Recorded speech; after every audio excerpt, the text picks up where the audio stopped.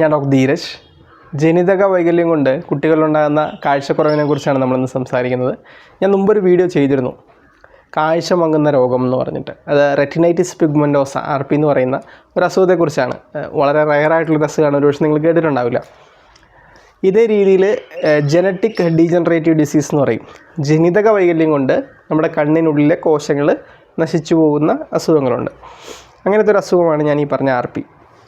ഇപ്പോൾ കണ്ണിനെ ബാധിക്കുന്ന അസുഖങ്ങൾ എന്ന് പറയുമ്പോൾ നമുക്ക് പൊതുവേ അറിയാവുന്നത് എന്താ? ഷോർട്ട് സൈറ്റ് അല്ലേ. ഗ്ലാസ് വെച്ച് കഴിഞ്ഞാൽ അത് ഓക്കെയാണ്. അതല്ലെങ്കിൽ പ്രായമാകുമ്പോൾ ഉണ്ടാകുന്ന തിമിരം.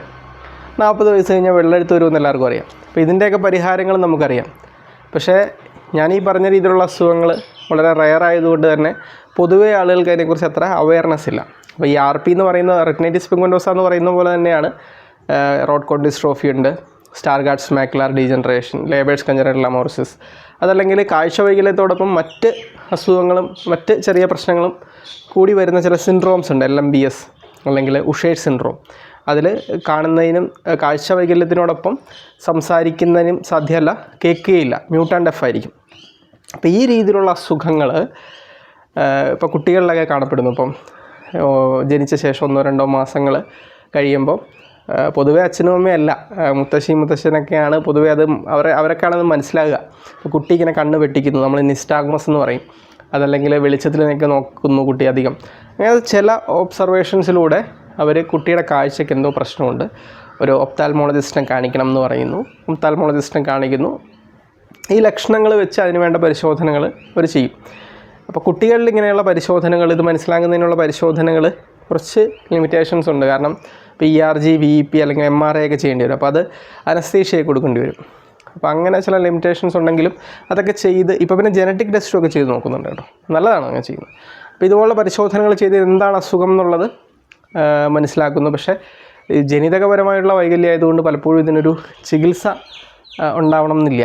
അപ്പം ഒപ്താൽമോളജിസ്റ്റുകൾ പറയുക, നിങ്ങൾ ഒരു 6 മന്തിലൊക്കെ നിന്ന് ഒരു ഒബ്സർവേഷൻ വേണം, നമ്മളിത് കൃത്യമായിട്ട് പരിശോധിക്കണം, ഇതിനെന്തെങ്കിലും മാറ്റങ്ങൾ വരുന്നുണ്ടോ എന്നുള്ളത്. ചികിത്സ പ്രത്യേകിച്ച് അങ്ങനെയൊന്നും ഇല്ല എന്ന് പറയും. അപ്പോൾ ഇത് പേരൻസ് അവർക്കൊരു ടെൻഷനിലാവും ചികിത്സ ഇല്ലെന്ന് പറയുമ്പോൾ. അതിന് പുറമെയാണ് നമ്മുടെ സ്വന്തക്കാരും നാട്ടുകാരും ഒക്കെ ചോദിക്കും, കുട്ടിയുടെ കണ്ണിന് എന്തോ പ്രശ്നമുണ്ടല്ലേ, ഈ വെട്ടുന്നുണ്ടല്ലോ, എന്താണ്, ആരും കാണിച്ചില്ല എന്നൊക്കെ ചോദിക്കും. പിന്നെ ഇതിനെല്ലാത്തിനും ഇവർ മറുപടി കൊടുക്കണം. പിന്നെ ഈ കുട്ടീനെ സ്പെഷ്യൽ സ്കൂളിൽ വിടണോ സാധാ സ്കൂളിൽ വിടണോ, അതിൻ്റെ ടെൻഷൻ. ഇങ്ങനെ ഇവർ പേരൻസ് ഒരു മൊത്തത്തിലൊരു ടെൻഷനിലാവും. അപ്പോൾ അങ്ങനെ വരുമ്പോഴാണ് ഒരു പൊതുവെ ആയുർവേദം പോലുള്ള ഇതര ചികിത്സാ രീതികളിൽ എന്താ ചെയ്യാൻ പറ്റുക എന്നുള്ളത് അങ്ങനെ അവർ വരിക. അപ്പോൾ ഇനി ഞാനീ പറയുന്ന ആയുർവേദത്തിൽ ഇങ്ങനെയുള്ള അസുഖങ്ങൾക്ക് ഈ ജനിതകപരമായി വരുന്ന ഡീജനറേറ്റീവ് ഡിസീസിന് എന്താണ് ചികിത്സ എന്നുള്ളതാണ്. നമുക്കവിടെ അവരുടെ ഒരു ക്വാളിറ്റി ഓഫ് വിഷൻ, അവരുടെ ക്ലാരിറ്റി, അവർ കാണുന്ന കാഴ്ചയിലുള്ള തെളിച്ചം കുറച്ചുകൂടിയൊക്കെ ഇമ്പ്രൂവ് ചെയ്യാൻ സാധിക്കും. പിന്നെ ഈ ഡീജനറേഷനിലൂടെ അവരുടെ കാഴ്ച മെല്ലെ മെല്ലെ നഷ്ടപ്പെട്ടു പോകുന്നതിനെ നമുക്ക് പ്രിവെൻറ്റ് ചെയ്യാൻ സാധിക്കും. അവർക്ക് നിലവിലുള്ള കാഴ്ച നിലനിർത്തി കൊണ്ടുപോകാൻ സാധിക്കും. പിന്നെ ഇങ്ങനെയുള്ള അസുഖങ്ങളോടൊപ്പം തന്നെ വരുന്ന ചില ഡ്രൈനസ് ഉണ്ടാകും, കണ്ണിലെ വേദന, സ്ട്രെയിൻ, തലവേദന, ഇതുപോലുള്ള ഇതുപോലുള്ള പ്രശ്നങ്ങളെ നമുക്ക് നല്ല രീതിയിൽ പരിഹരിക്കാൻ സാധിക്കും. ആ രീതിയിലാണ് ആയുർവേദ ചികിത്സ ഇങ്ങനെയുള്ള അസുഖങ്ങളിൽ അതിനെ സഹായിക്കുന്നത്, അല്ലെങ്കിൽ അതിന് ഹെൽപ്പ് ചെയ്യുന്നത്. പൊതുവേ ഇതൊരു ജനിതകപരമായിട്ടുള്ള അസുഖമായതുകൊണ്ട് പരിപൂർണമായിട്ടിത് ചികിത്സിച്ച് ഭേദമാക്കുക എന്ന് പറയുന്നത് പലപ്പോഴും സാധ്യമല്ല. ഞാൻ ഈ പറഞ്ഞ രീതിയിലുള്ള മാറ്റങ്ങൾ കുട്ടികളിൽ വന്നോന്ന് നമ്മളെങ്ങനെ തിരിച്ചറിയും? നമ്മൾ വെറുതെ ചികിത്സ ചെയ്യുക, മരുന്ന് കഴിക്കുക എന്നുള്ളതല്ലല്ലോ. അപ്പോൾ അതിന് വേണ്ട പരിശോധനകൾ കൃത്യമായി നമ്മൾ ചെയ്യുക എന്നുള്ളതാണ്. ഇപ്പോൾ 2 മാസത്തിൽ നമ്മൾ ചെക്ക് ചെയ്യും വിഷൻ എങ്ങനെയുണ്ട്, പിന്നെ അവരുടെ ഒരു ആക്ടിവിറ്റിയൊക്കെ വെച്ചിട്ട് നമുക്ക് കുറേയൊക്കെ മനസ്സിലാക്കാൻ പറ്റും. കുട്ടികളായതുകൊണ്ട് തന്നെ ഞാൻ ഈ പറഞ്ഞ എല്ലാ പരിശോധനകളും ഇവർക്ക് 6 മാസം 1 വർഷത്തിലോ റിപ്പീറ്റ് ചെയ്യാൻ പറ്റിയെന്ന് വരില്ല. കാരണം അതിന് കുറച്ച് ലിമിറ്റേഷൻസ് ഉണ്ട്. പക്ഷേ അവരൊന്ന് മുതിർന്നു കഴിഞ്ഞാൽ അത് ചെയ്ത് നോക്കുക. പ്രത്യേകിച്ച് ഈ RP പോലുള്ള അസുഖങ്ങളിൽ നമ്മൾ കൃത്യമായിട്ട് ഓട്ടോമേറ്റഡ് ഫീൽഡ് വിഷൻ ടെസ്റ്റ് എന്ന് പറയും. അപ്പോൾ അത് ചെയ്തിട്ട് 1 വർഷം മുമ്പ് എങ്ങനെയായിരുന്നു, 6 മാസം മുമ്പ് എങ്ങനെയായിരുന്നു, ഇപ്പോൾ എങ്ങനെയുണ്ട്, ഇതിനെ തമ്മിൽ കമ്പയർ ചെയ്യും. വിഷൻ കുറഞ്ഞിട്ടുണ്ടോ, കാഴ്ച മങ്ങിയിട്ടുണ്ടോ, അല്ലെങ്കിൽ ഇമ്പ്രൂവ് ആയിട്ടുണ്ടോ, ഇതൊക്കെ കൃത്യമായിട്ട് നമ്മൾ അനലൈസ് ചെയ്തിട്ടാണ് നമ്മൾ ഈ ചികിത്സകൾ, മുന്നോട്ടുള്ള ചികിത്സകളും നിലവിൽ ചെയ്യുന്ന ചികിത്സകളും ഒക്കെ പ്ലാൻ ചെയ്യുന്നത്. ഈ രീതിയിലാണ് ശാസ്ത്രീയമായിട്ട് ആയുർവേദം ഇതുപോലുള്ള അസുഖങ്ങളെ ചികിത്സിക്കുന്നത്. ഇനി എല്ലാവരിലും ഇത് പോസിബിൾ ആകണം എന്നുമില്ല.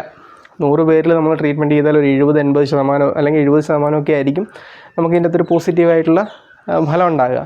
ബാക്കി 30 പേരിൽ ചിലപ്പോൾ ഒരു പക്ഷേ ഒരു മാറ്റം ഉണ്ടായില്ലെന്ന് വരും. മനസ്സിലായില്ലേ? അപ്പോൾ അത് കൃത്യമായിട്ട് നമ്മൾ അനലൈസ് ചെയ്യുക, അതിന് ഇപ്പം ഇപ്പോൾ ലൈറ്റ് മാത്രം കാണാൻ പറ്റുന്ന ഒരാളുണ്ടാവും PL പോസിറ്റീവായിട്ടുള്ള. അവർക്ക് നമുക്ക് ചികിത്സിച്ചാൽ എത്രത്തോളം നമ്മൾ കൃത്യമായിട്ട് പറയും, എത്രത്തോളം മാറ്റം വരാം, സാധ്യത വളരെ കുറവാണെങ്കിൽ നമ്മൾ വ്യക്തമായിട്ട് പറയും. അപ്പോൾ ഈ രീതിയിലാണ് നമ്മൾ ആയുർവേദത്തിൽ ഇങ്ങനെയുള്ള അസുഖങ്ങളെ ചികിത്സിക്കുന്നത്. അപ്പോൾ ഓരോ അസുഖങ്ങളെക്കുറിച്ചും ഇപ്പോൾ ഞാൻ നേരത്തെ പറഞ്ഞ RP കുറിച്ച് ഞാനൊരു വീഡിയോ ചെയ്തിരുന്നു. അപ്പം ഇതിനെ റോഡ് കോൺ ഡിസ്ട്രോഫിയെക്കുറിച്ചും ലേബേഴ്സ് കൺജനൈറ്റൽ അമോർസിസ് ഇങ്ങനെ ഓരോ അസുഖങ്ങളെക്കുറിച്ചും ഞാൻ ചെയ്യുന്നുണ്ട് സെപ്പറേറ്റ് ആയിട്ടുള്ള വീഡിയോസ്. കാരണം ഇതിൻ്റെ ഇങ്ങനെയുള്ള കുട്ടികളുടെ മാതാപിതാക്കൾക്ക് ഒരുപാട് ആശങ്കകളുണ്ടാകും. നമ്മൾ എത്ര എക്സ്പ്ലെയിൻ ചെയ്താലും അവർക്ക് ഒരുപാട് ആശങ്കകളായിരിക്കും. അപ്പോൾ അത് ഇങ്ങനെയുള്ള വീഡിയോകൾ ഹെൽപ്പ് ചെയ്യുമെന്നാണ് ഞാൻ പ്രതീക്ഷിക്കുന്നത്. അപ്പോൾ ഇതൊക്കെയാണ് പറയാനുള്ളത്.